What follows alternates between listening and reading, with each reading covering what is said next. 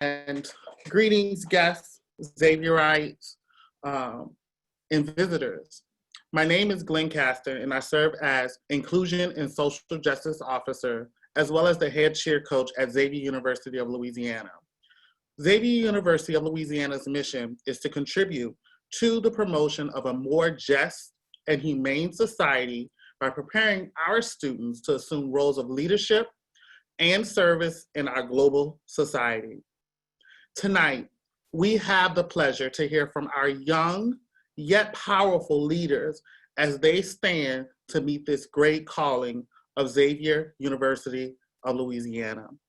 At this time, I would like for our panel to introduce themselves. My name is Caleb Hines. I'm a sophomore and I am a member of the baseball team. How you doing? My name is DaNya Horne. I'm a sophomore and I'm a member of the track and field team. Hey, I'm Alexis. I'm a senior here at Xavier and I play basketball and I run track. Hi, my name's Andreas. I'm a freshman at Xavier and I'm on the baseball team.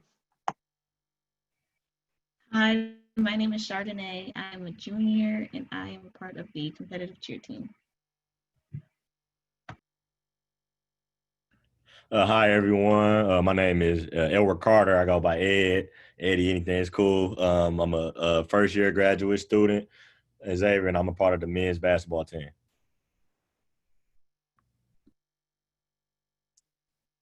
Thank you all so much. So this esteemed group of young leaders are members of our Association of Student Athletes. This group is under the direction of Kimberly Gallo, Associate Athletic Director. She has been instrumental in cultivating leadership development training throughout the summer and throughout this semester, as well as providing a platform for student athletes to be problem solvers, both internally and externally. Before we begin with our panel, I would like to highlight a few things.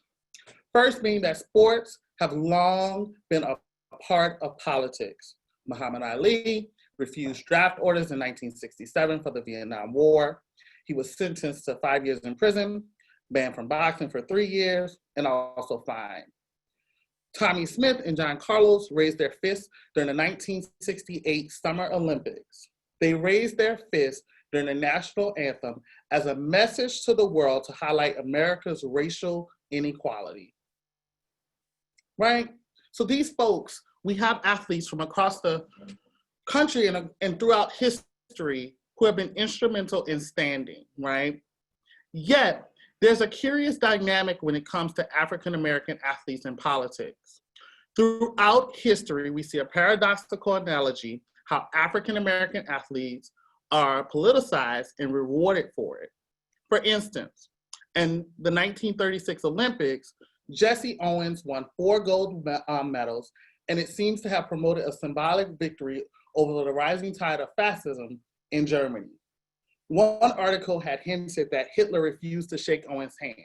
Yet Owens, he refuted this statement in another article by stating, Hitler didn't snub me, it was our President Roosevelt who snubbed me. He, the President of the United States, didn't even send me a telegram. Roosevelt didn't want pictures of him shaking hands of a Black man during an election year. There was a looming paradox over American athletes. In American context, these athletes were being thought of as Negroes, while internationally, they were being celebrated as Americans. So Black athletes became useful in 1936, just as long as they didn't try to extend that political activism into the American context.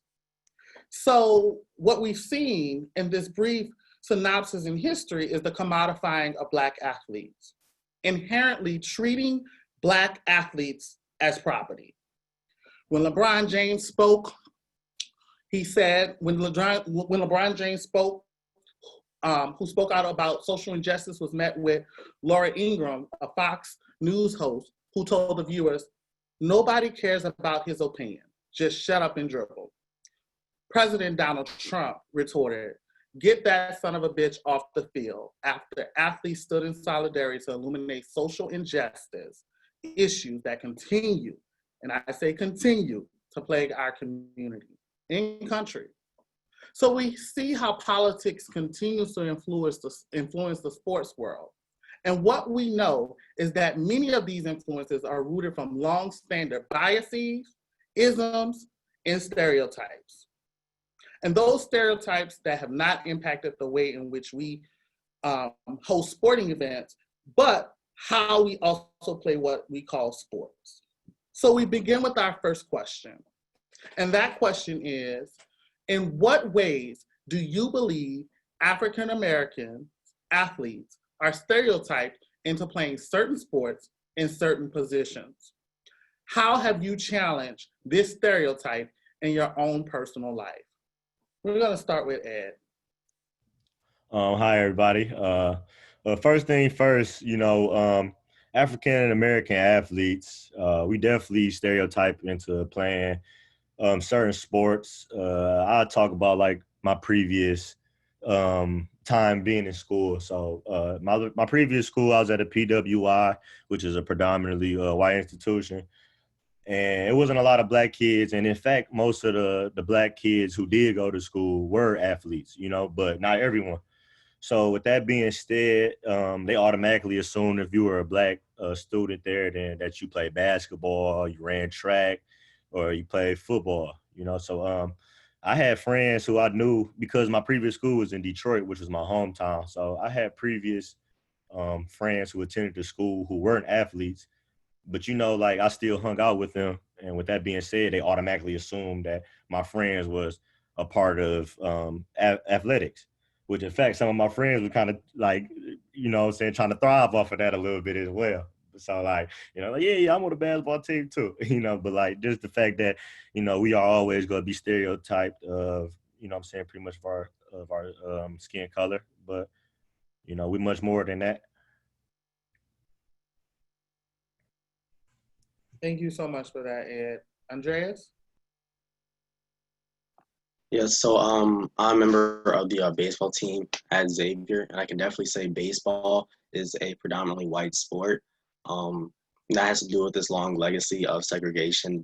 Baseball has been segregated since its foundations in the late 1800s, and it wasn't really until Jackie Robinson joined the Dodgers organization that African Americans really became incorporated into that sport. And so the effects of that are still seen today because baseball is very much a sport enjoyed by family and generations, passed by generations, because it's difficult for just any athlete to pick up a baseball and throw a baseball. If you're fast, if you're strong, you can play football. If you're fast, you can, run track, and those skills can translate someone to another sport. But baseball is unique in the sense that someone has to have a foundation when you're younger to build certain skills and adapt over time. And that has been neglected because of the history of segregation within the sport.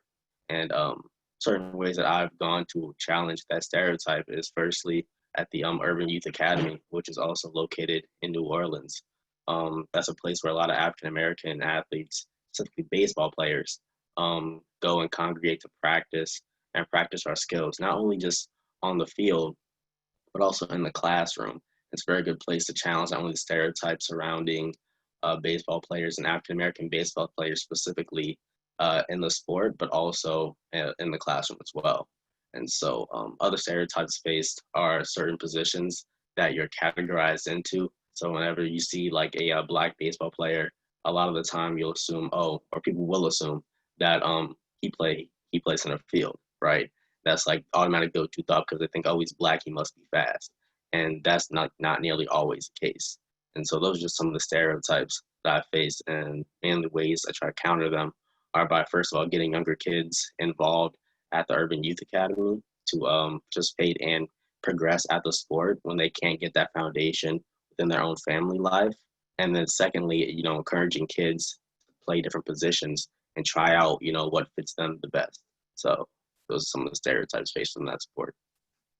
Thank you so much. DaNya. Yes, hello everybody.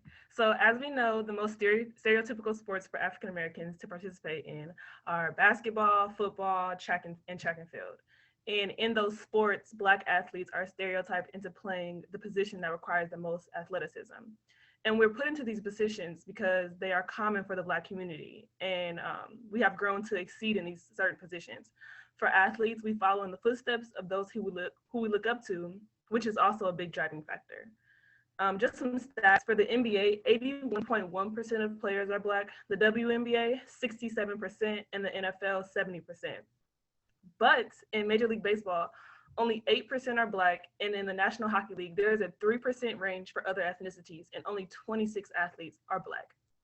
In a standpoint of positions for basketball, most of the time, any type of guard, football, running back, or receivers, and for track, it's highly unlikely that there are any Black participants in any long distance events. So look at some of the ways participants are taking in, but being in the track fields where I've simply challenged this stereotype with my event. So I'm a shot put and discus thrower, which many people find hard to believe. Yes, I am fast. Yes, I can jump, but I'm also strong and have an eye for technique, which is kind of why I fell in love with throwing. This event is predominantly white, and when I tell people what my event is, or when I show up to a meet and walk up to the ring, I'm automatically separating myself from the status quo. But by also challenging this, I've encouraged other girls who don't know much about the sport to get involved or try the sport, just because it's not known very much in our community. Caleb?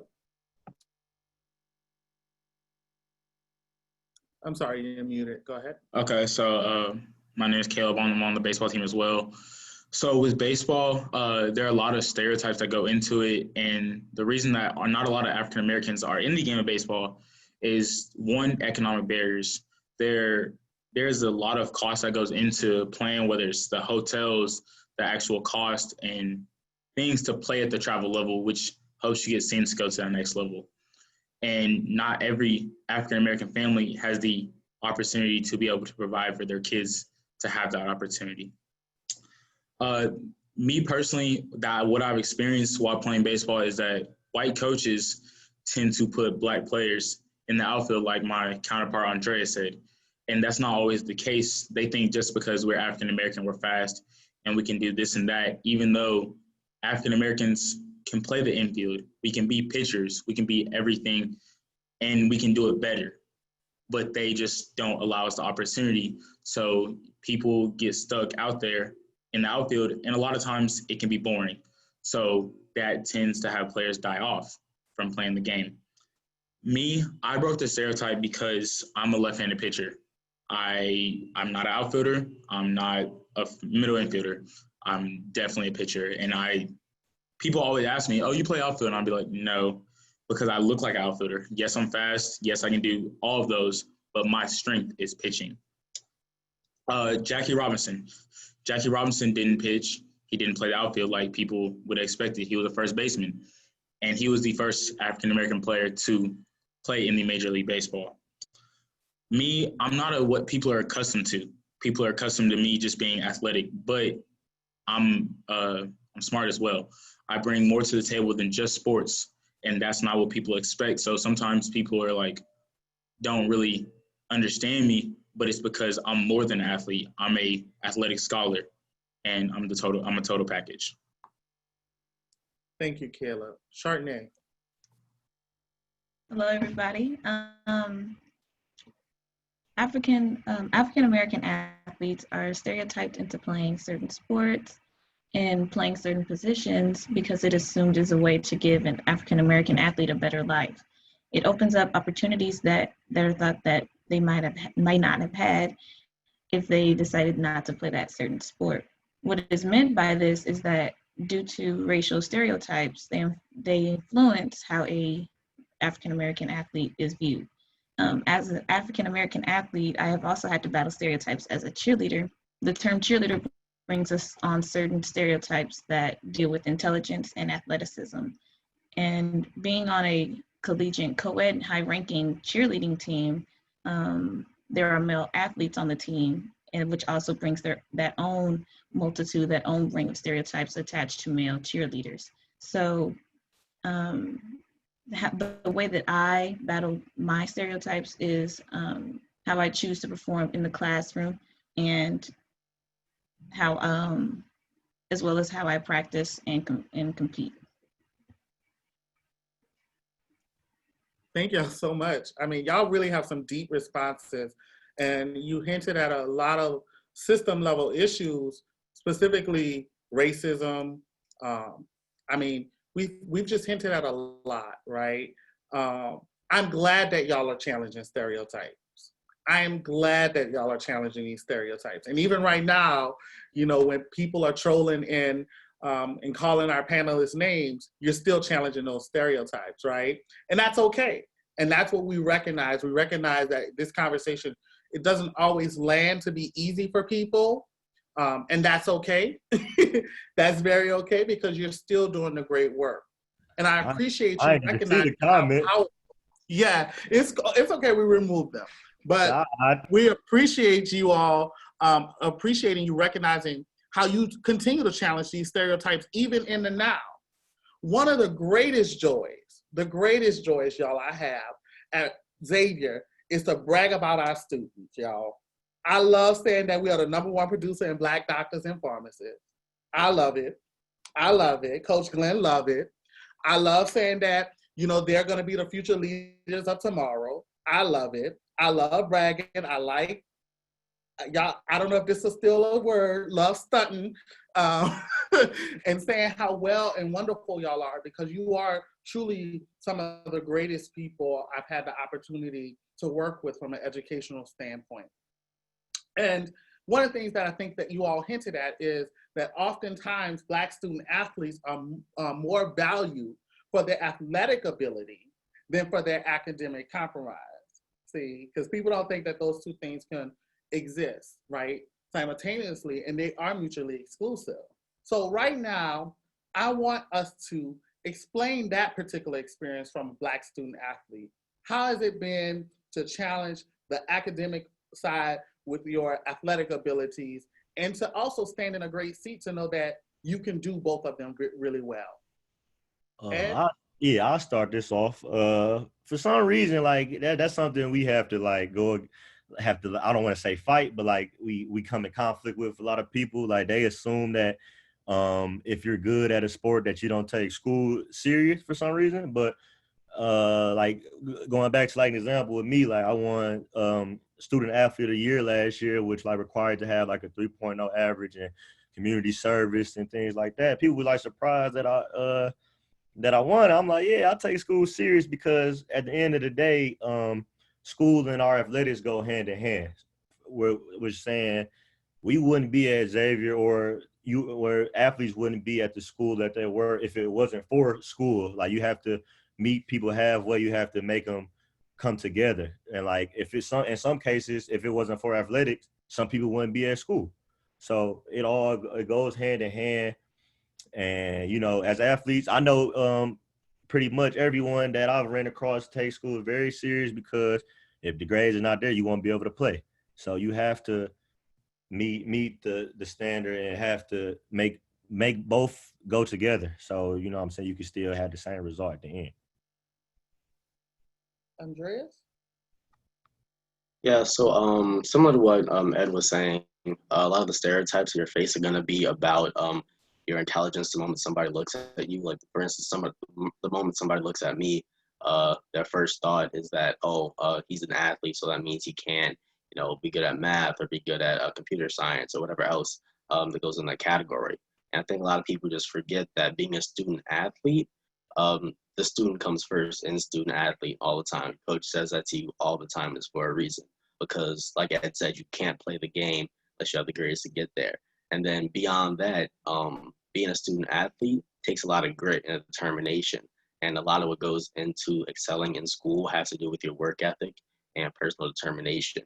And so just looking at somebody and saying, having the stereotype against Black student athletes specifically and saying, because he's a Black student athlete, he cannot excel in the classroom, is just blatantly false. But it's one of the stereotypes we face as Black student athletes every day. Thank you. Chardunay? Okay. My experience as a Black student athlete really stems from the team I participate on. I'm a collegiate cheerleader whose journey is far from traditional. I taught myself back handsprings at the park around the corner from my house to make the team in middle school. Since then, I continued cheering through high school and college. Throughout this journey, I realized that there are multitude of cliches attached to being a cheerleader. These certain cliches regarding intelligence and athleticism added fuel to my fire to prove them wrong. As a cheerleader, you have to be strong to hold a 100 plus pound person in the air, toss them 10 plus feet high, and catch them. You have to have stamina and agility to do certain things like tumble, stunt, and jump, all in a span of 2 minutes and 30 seconds. So I knew I had to work 2 times harder to prove myself as an athlete before a student athlete came to be. As far as intelligence, I've always excelled in my classes. The constant pushback of thinking I was not smart or couldn't be pushed me even harder to prove them wrong. They did not expect a cheerleader to graduate second in her graduating class, but I did. I say that to say my experience as a Black college athlete made me turn these negative labels, clinging onto cheer, into motivation to be better and to push harder. I believe that is why we also see the drive in a large sum of Black student athletes to beat the odds and overall be great. Thank you so much. Thank you for that. DaNya. Yes, so like you said, Coach Glenn, at Xavier, we produced the most Black doctors. So I knew exactly that's what I wanted to do when I signed up.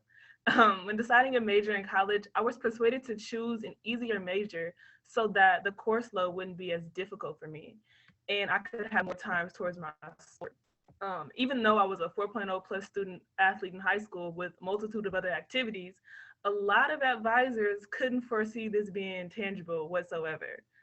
Though this is my major and it is difficult with my sport, I know that my athletic career will not take precedence over my academic future. Of course, I love the sport that I'm in, but I'm more in love with the career that I can have. And being a biology pre-med student and an athlete is nowhere easy because I see a lot of y'all in here. Y'all know what I'm talking about. But it is doable. And there are several athletes who are on the same path as me. And I'm not just an athlete, and I'm not just a bio pre-med major, and I'm both. I am both, and I do them both very, very well. Whoa, whoa, whoa. I am just loving all of this excellence. Y'all saw what I did that? Excellence. Y'all see that? And I have so much admiration for all of you. So I say, thanks for doing the good work. Thank you. You all are contributing to making our society a more just and sustainable place for all. Nelson Mandela used the phrase, powerful beyond measure. And all of you are powerful beyond measure. I know in this pursuit, you have all been faced with challenges. But I have to say again, thank you for shaking it up and reminding this world how powerful you truly are, mentally, intellectually, physically. I'm reminded of a scripture that keeps me grounded when I must just shake it up a little bit. And it comes from Romans 7:21. And it says, when I try to do good, trouble is all around me. Trouble. We've been hearing a lot about trouble. John Lewis stated, do not get lost in a sea of despair, but be hopeful, be optimistic. Our struggle is not the struggle of a day, a week, a month, or a year. It is a struggle of a lifetime. Never, ever be afraid to make some noise and get into good trouble. And he ended that with necessary trouble. As a Black athlete, what are things you can do that will constitute as good trouble? Chardunay? As a Black athlete, I believe things that I could do that would constitute as good trouble is how I utilize my voice. It is important to advocate for voices that are commonly not heard because they are thought to be insignificant and small. To provide these particular voices with a platform to conjure up good trouble would ultimately unite the community and make everyone feel heard. As a reference to the WNBA, the Washington Mystics wore t-shirts with 7 bullet holes on their back in response to Jacob Blake's shooting and racial injustice. Not only did they highlight events that are happening outside the arena, but they also believe that it is a pressing issue that needs to be addressed. Statements like that is how I would model using my voice for good trouble. Thank you so much. Andreas? Yeah, so I can say personally from my experience playing on a baseball team, baseball, like I said before, is a predominantly white sport.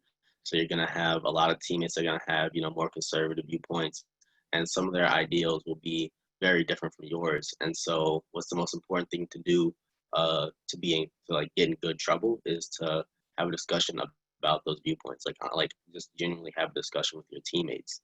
And beyond that, just understand that as an athlete, like Black athlete, but just even in general as an athlete, you're going to be present in front of many people at your games. You're going to be a member of the student body with something to their name, like something that makes them stand out. So understand that at a fundamental level, you have a voice and you can use it to say whatever you want.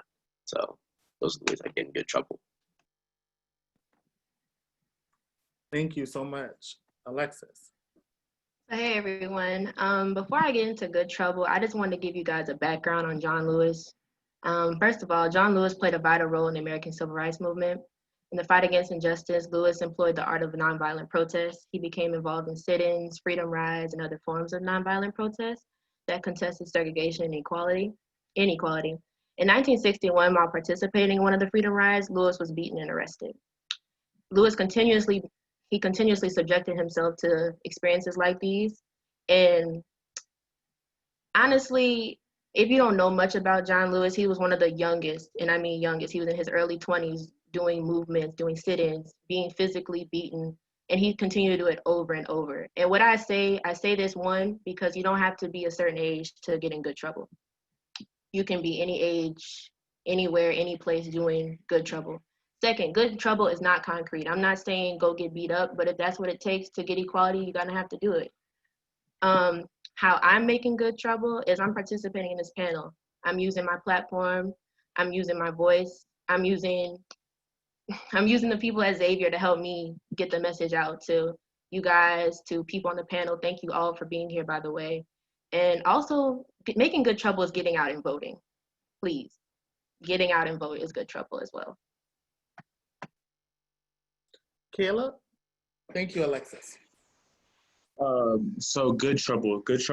I've actually I had to talk about this with my family, my extended family recently.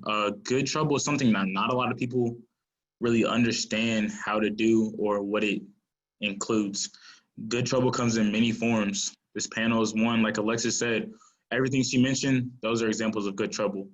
Good trouble is standing up for what's right. As a student athlete, I'm looked at as a leader. So I feel like using my platform and using my voice to stand up to the people who don't have the courage to stand up for themselves. Protecting my Black brothers and sisters. A lot of times, as you see, there is police brutality, social injustices, racial profiling, and a whole lot of other ones that occur in our world today. And people don't always have the right things to say or know how to handle the situations. So I want to be able to use my voice to help them and understand that they matter. Black lives matter, and that is honestly the truth. Educating people on people who don't understand that their vote matters. You may think, oh, I'm one person, my vote doesn't matter. But in reality, your one vote could be the vote that switches a state from a Republican to a Democratic state. Every vote matters. And especially with this upcoming election, we need everybody to vote. Voting is like the ball an umpire can't call you out on. That ball is a home run.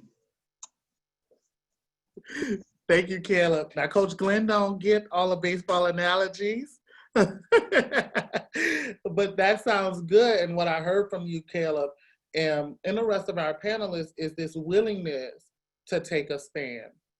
And I think illuminating, Alexis, what you said, see, all over the world, young people have driven social change. They have. I mean, that's where we see the spark. That's where we see Black Lives Matter. That's why we see all of these social movements coming from young people like yourself. Yet, young people vote in low numbers in the US, in very low numbers. Why do you think a lot of young people and young adults believe that their ideals and that their votes really don't matter? And what are some ways that you can turn that around? Specifically, how can we change the mindset around voting? I'm gonna start with DaNya. So I believe that voting is definitely a domino effect from anybody's circumstance. So if you have no one in your family who are active voters, then you or they will not make it a priority. When voters go and cast their ballots and the outcome isn't what they expected, they are even more doubtful. It gives people the sense that no matter what, their voice won't be heard. But it's actually more about the people who don't have the opportunity or who make the effort to go vote. If more people had the same idea of who should be elected and they actually express that choice with their vote, chances would definitely be higher. So say for instance, you have a group of friends and you guys all have the same political views, but only one out of the 5 of you go and take the initiative to go make their action and go vote. That's the gap right there. We need to attack that. At Xavier, we're setting up booths to advocate for registering to vote in our sports department. We are having these booths in between practice times in order to give our student athletes a chance to take that first step. That first step is important to create a positive domino effect. For our Xavier students listening, please be on the lookout for SGA and the other activities they have planned towards registering and actively. We are eliminating these barriers that exist to vote. We will be able to show up stronger and more collective. With more people knowing their power of voting, our percentages will definitely increase through our age range, and more people's voices will ultimately be accounted for. Alexis? I definitely agree with DaNya. It's definitely parental influence. If your parents don't vote, if you have families that don't get out and vote, you're not going to be inclined to vote. I also believe that it's academics. The higher you get in your education, you learn about different voting processes and you really believe your vote doesn't count. Also, I had the pleasure of talking with Coach Glenn yesterday about transparency. A lot of people don't realize that you can vote online, you can register online, you don't actually have to be in your state to vote. It's not really clear, the voting process isn't clear, and I feel that's also an issue. Lastly, I have to address the disparities in different communities. There's usually only one place you can vote in certain areas. And it's long lines, people have to work, people have to prioritize either voting or getting a check. And I feel that's also something that the community has to focus on, is getting more areas for people to vote instead of isolating just one area and overcrowding that voting space where people are discouraged to vote. Thank you so much for that. I'm glad, and it's welcoming to hear that this group and our athletic department, we're doing activism work, right? We're bringing this back, right? We're empowering people to be able to vote. We have a long history of silencing young people's voice in this country, in spaces, even at school. I know I might be ran off tomorrow from school by saying that, but even at Xavier, sometimes we silence our voice, our young people's voice. And this is also seen on multiple platforms, right? So young voters ages 18 to 29 are actually more numerous than any other age group. Yet again, young voters are among the lowest subgroups to turn out for voting. In 2016, we had nearly a 50% turnout for young voters in the 18 to 29 subgroups. Research shows that if more young people voted, probably like by 15% in 2016, the results of the 2016 presidential election could have been vastly different. You and your peers have a stake in the game, and I thank you for illuminating that through your efforts to increase the number of young people turnout here at Xavier and around. You can be the change that you want to see, because voting is about activism. It's an action for change. You see the problems of your community. Your voice can give voice to your particular community. However, it is important to understand that change takes time, and social justice work is taxing. It's taxing doing this work. And I know that you all been spending long hours with Coach Glenn and with your voting booths and all of that. So I know you're tired and your practices and your academic schedule, because we can become consumed in this work. So it's important to really stay balanced and to really practice self-care throughout all of this. So I want to know from y'all, what are y'all doing about self-care? As a Black student athlete, what is some advice you can give in regards to coping with the injustice realities that surround us and surround our race. Ed?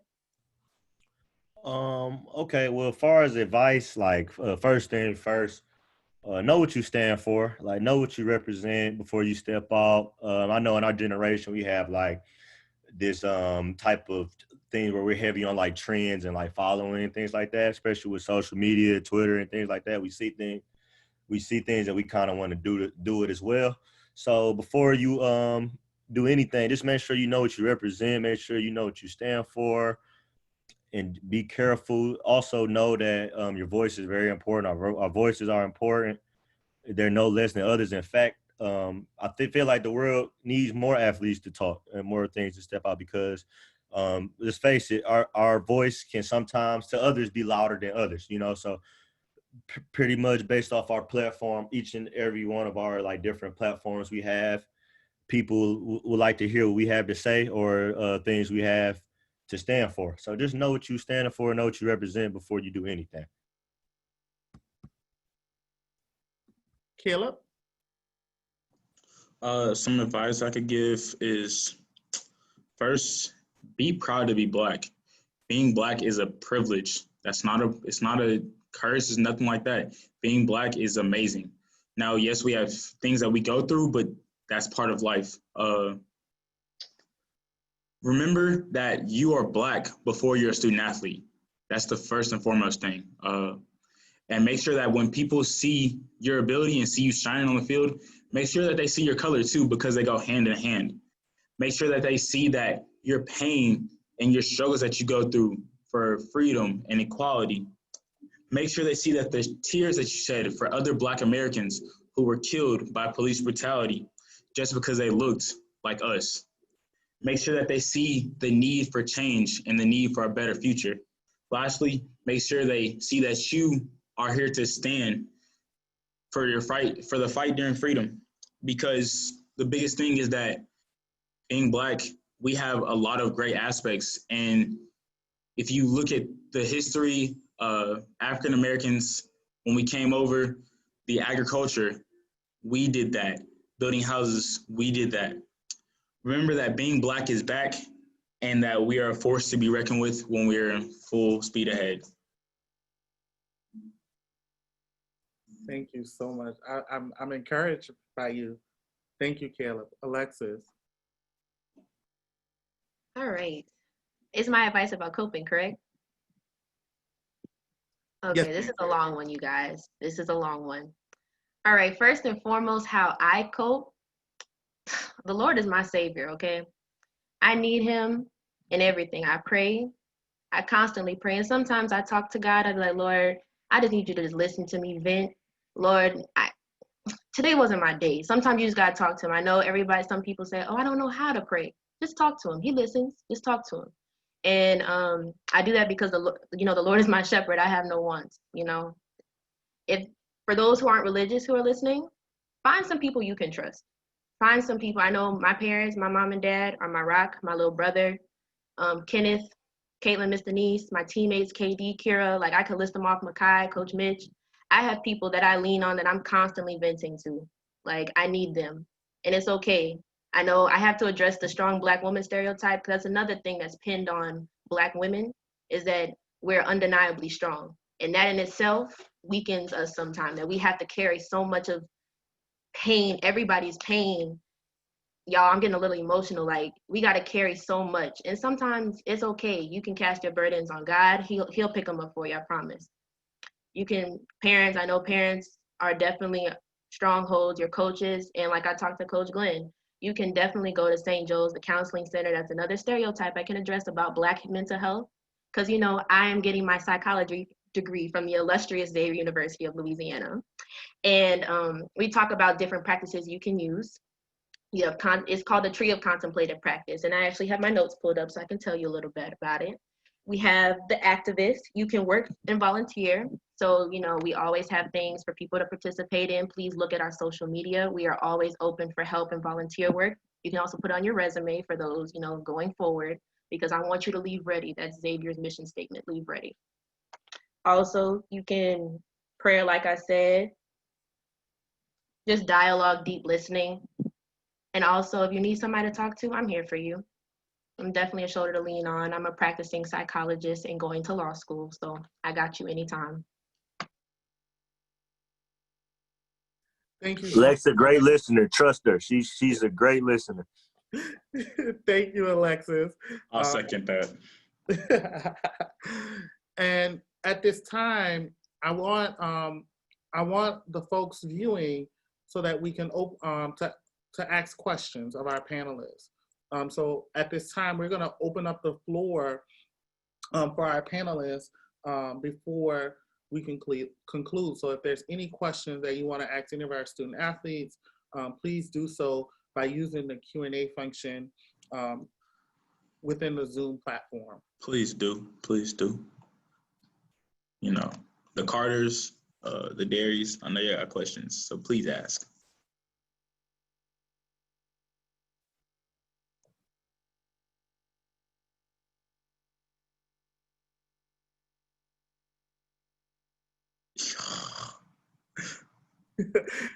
Of course. Yes.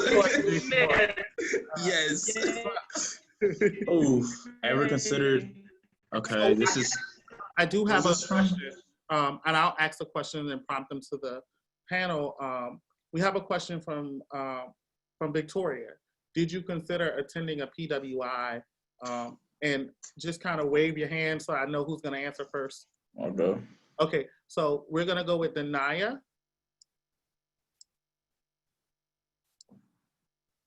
Yes, so I did consider.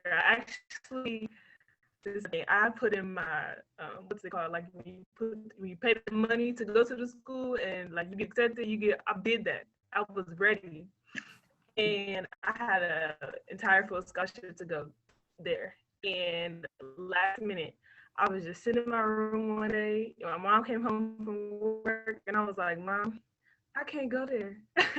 I said, I don't feel right. I said, I'm not going to be happy there. This is not going to be it for me. And I literally changed my decision the next day. I just felt like as being a black woman, being a black girl, being a powerful black person, that my voice would be more valuable at an HBCU, not just because, I would have been sitting with as a PWI, but as we're stronger together. As a collective, we're stronger together. And I felt like making that decision was probably the best decision I ever made, because I know that my experience is definitely greater, and I know that it would not have been the same for me. So yes.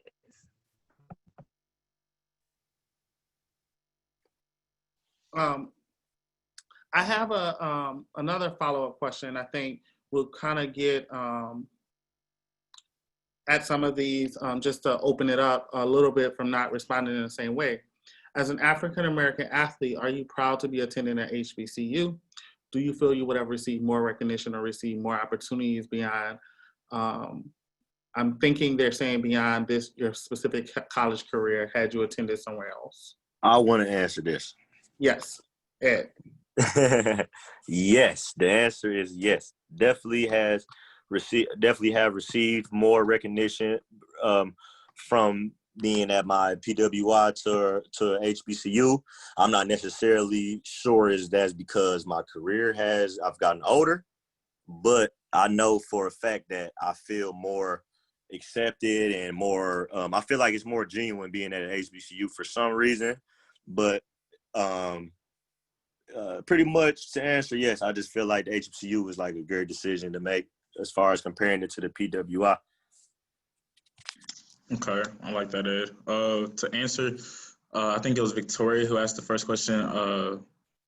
I thought about HBCU, but I attended a PWI in high school. I was the only African American on my team for my senior class.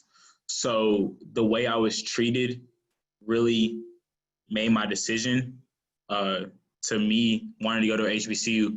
When I first started the recruiting process, I had just went to an event called MLB Dream Series. And it's the top 64 African-American pitchers and catchers in the country. We went to Arizona for a weekend, MLK weekend, and being there and seeing people like me that were my same skin color that had just as much ability and wanted to do the same things I did, that's when I knew I was attending an HBCU. I talked to PWIs reached out to me and whatnot, but I really wasn't entertaining them because I knew that I had to make a difference, and that difference started with going to a HBCU, because you can go to a PWI all day long, but if people of color that can actually play at the next level see you at a HBCU, they're more inclined to go as well.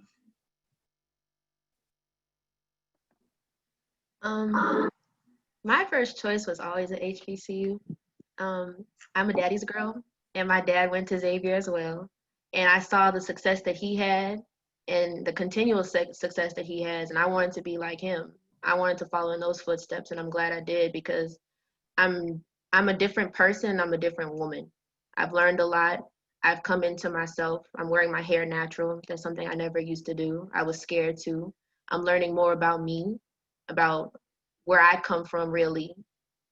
I get to see people that look like me in successful spaces. Like, I got to talk to Coach Glenn again, and I didn't know he had a math degree.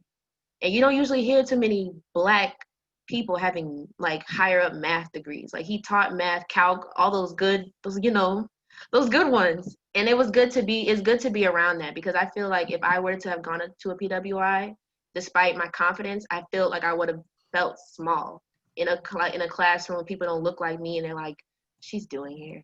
Now I'm around people that constantly uplift me. Like, again, I'm on a panel that we're talking about issues that relate to me. You can't get that experience nowhere else besides at HBCU. Yeah, like just piggybacking on what she said, I just know a lot of like of my old teammates, because my last school was a Division I. So, like back to our questions that we were answering, far as like they automatically assume that we are our athletes. I know a lot of like my old teammates, they graduated from school and everybody automatically assumed that they went pro. Like, they don't even know what job they're doing. Like, everybody just think, oh, yeah, he went overseas, went pro, like that. But I know here, like, I actually even thought about other things besides basketball. Like, I've had people who talk to me about different fields of like career that I can do. It just feels like more like people actually caring, being at an HBCU compared to a PWI, so I know like a lot of my old teammates, they just, I went back to the old school. They're like, yeah, what you got going, man? How you doing? What you doing? And they're like, yeah, I work here. Oh, I thought you went pro. They don't even keep track of your life, so I know at HBCU, I've met people that I'll be able to be in contact with for years. And then I know we have some questions. Somebody put some questions in the chat instead of the Q&A, if y'all wanted to get to those as well. I have one. First of all, thank you so much for your uncommon leadership. I'm incredibly proud of each of you tonight. This is from VP Wright. You truly are the living embodiment of St. Catherine's dream. You all spoke so eloquently about the importance of voting. In your opinion, what is the most important issue facing Black Americans in this upcoming election? Okay. Who want to go? Who waving their hand? Oh, hey, Caleb. I know Caleb wants this one. Can you repeat that question one more time? So the end of that question is, what is the most important issue facing Black Americans in this upcoming election? All right, I think I'm gonna get it. The biggest issue that we're facing is that a lot of things are getting messed up, like the UPS system, the mailing. They're trying to rig that. My aunt, Judge Tammy Kim, I was talking to her on Monday. She was telling me that in Dallas, which is where I'm from, they don't want to mail things out, because I had requested my absentee voting about 3 weeks ago and I still haven't received it. People think that either way we go, it's going to be a bad choice, and that's not the case. Donald Trump is a terrible president, straight up. He says things that shouldn't be said as a president on his social media. He said, we're Black. What do we have to lose? Our educations are poor. And the truth is, African Americans are the best people in the world. We get good educations. We handle our business. And we know how to dress. That too. And then, but like with Biden, there are things that he has put in place that some people don't agree with, and that's okay. But people also forget that he was also with Obama and he was his VP. So Obama didn't do everything by himself. Biden was there as well. And people just don't really understand what's going on in politics. They think they listen to what they hear on the news and they go off of that. But if you really get deep into it and understand politics at a deeper level, you will understand why voting is so important. And not voting is not an option in reality, because not voting is what Donald Trump wants us to do. That's why he expects to stay in office, because he thinks we won't vote. But if we get out and vote and turn everything around, then the world will start to change and we'll be on a better path to success. Yeah. So I was gonna go. All right. So piggybacking off of what Caleb said, he used a very important word there, which is understanding, and that goes in both in terms of understanding both your choices, or I'm saying both, but there are more choices outside two-party system. But let's just say, we're gonna stay within that. Understanding that not only that you have to understand what platform you're going to support, but also understanding that to not support a platform, you're almost directly supporting the Republican side of things, because that side is majority white, and for the most part, Democrats are going to be majority Black.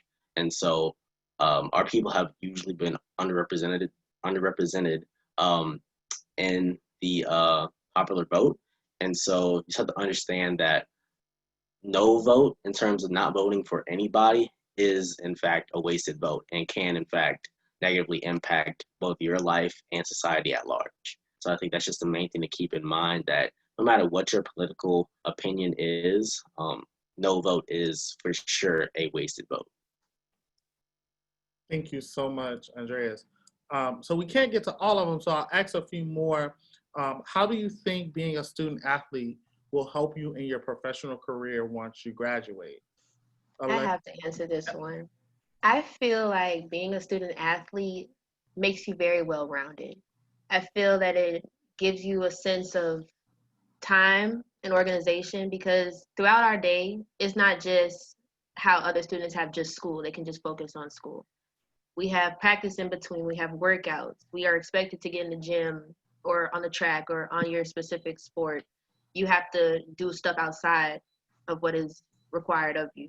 And I feel like in a workplace, that's a quality that you can't teach everybody, because everybody isn't built to be an athlete. It's not just about the athletic side of it or your abilities. It's about how well you show up on time to practice, or your attitude, or your overall work ethic. It can't just be, oh yeah, I'm going to hit this ball, I'm going to shoot the goal, I'm going to sprint. No, it's so much more than that.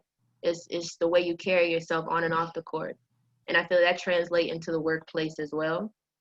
So being a student athlete has definitely been advantageous for me in my professional space. And I believe it'll be for everybody on this panel as well. Ditto. I completely agree with Alexis.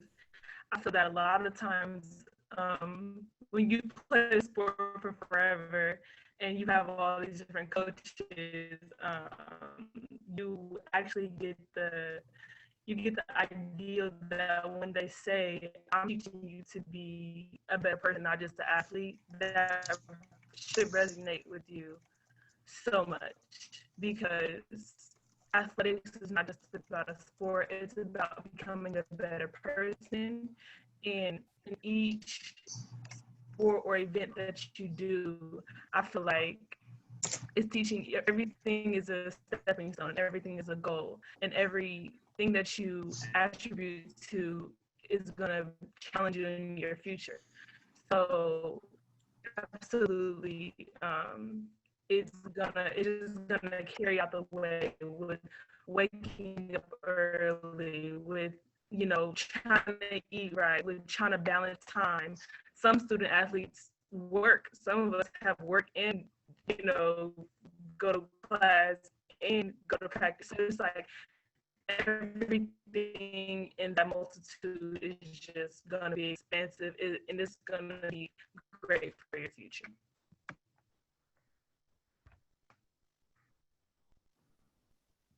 Thank you so much. I want to ask this one.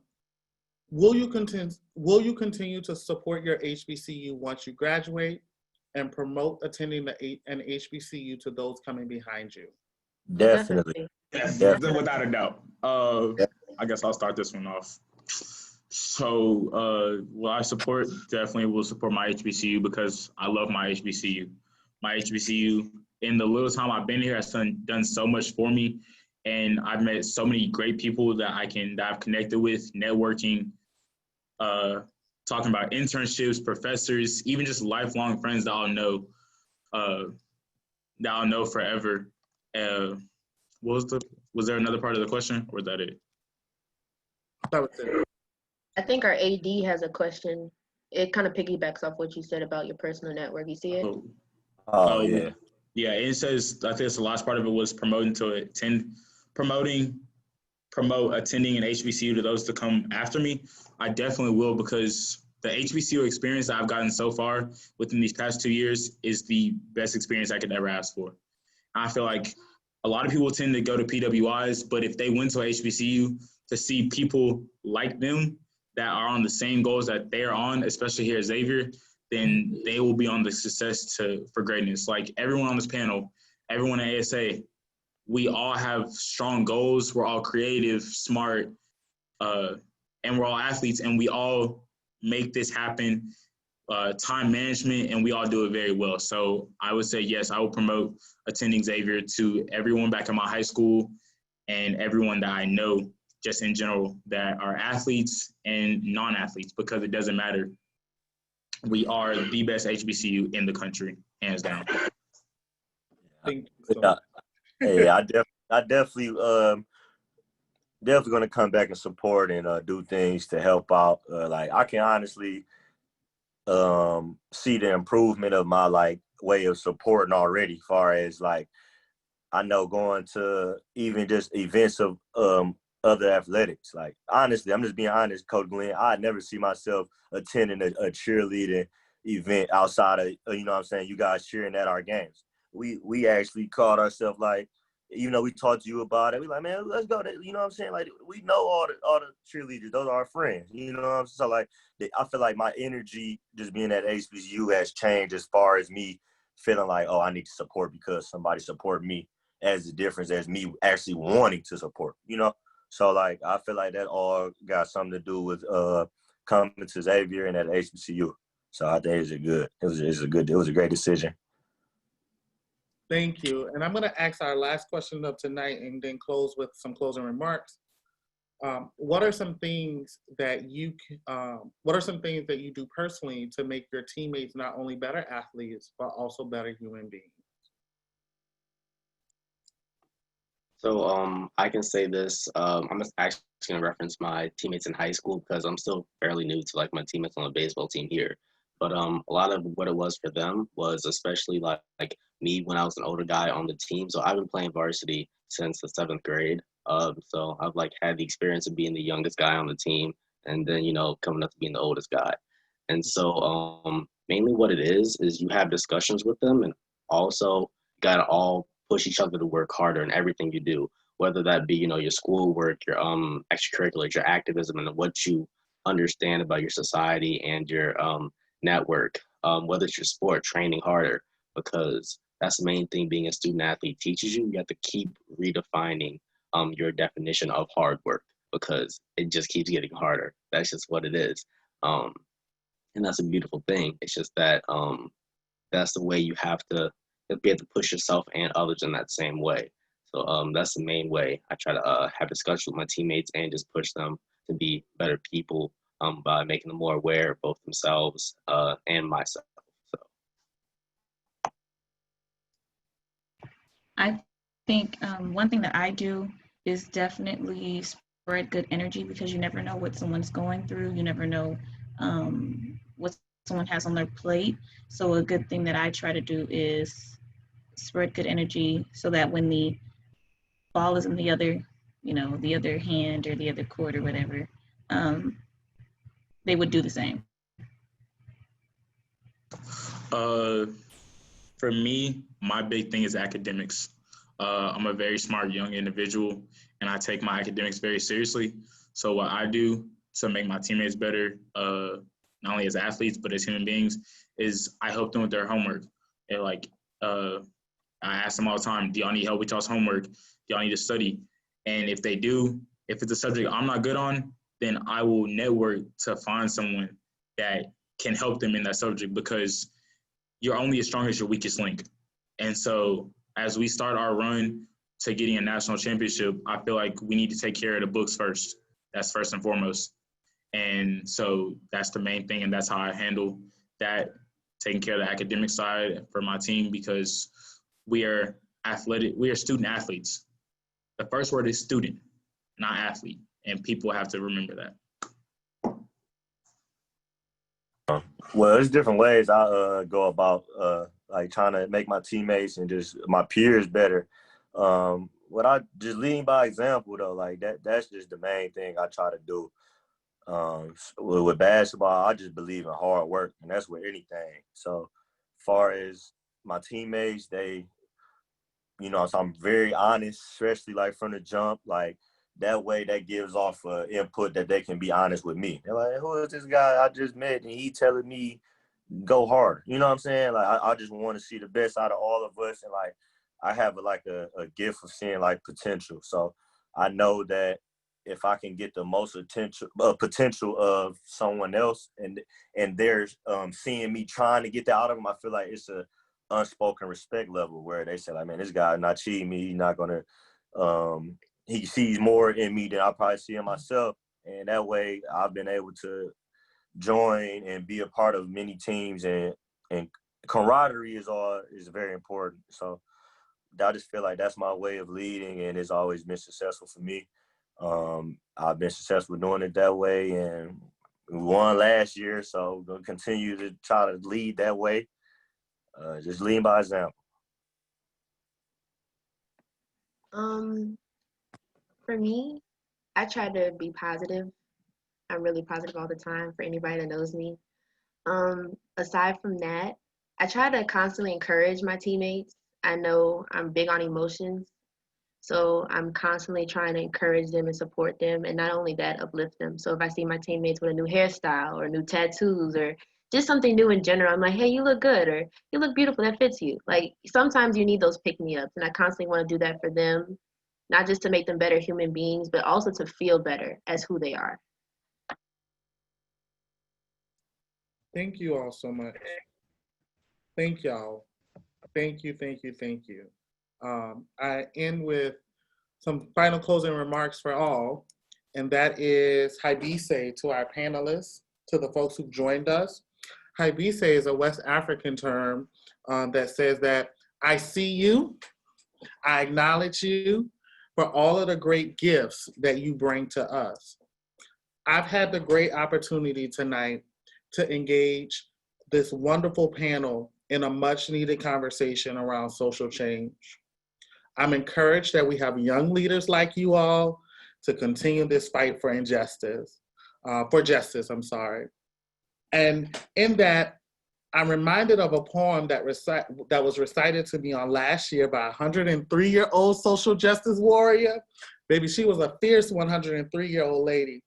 And it's a poem that's called Be the Best of Whatever You Are by Douglas Maylock. And it's simple. It says, if you can't be a pine on the top of the hill, be a scrub in the valley, but be the best little scrub by the side of the rill. Be a bush if you can't be a tree. If you can't be a bush, be a bit of grass. And in some highway, some happier make. If you can't be a muskie, then just be a bass, but be the liveliest bass in the lake. We can't all be captains. We've got to be crew. There's something for all of us here. There's big work to do, and there's lesser to do. And the task we must do is the near. So for my panelists, I say thank you for tasking all of us tonight. We're registering to vote.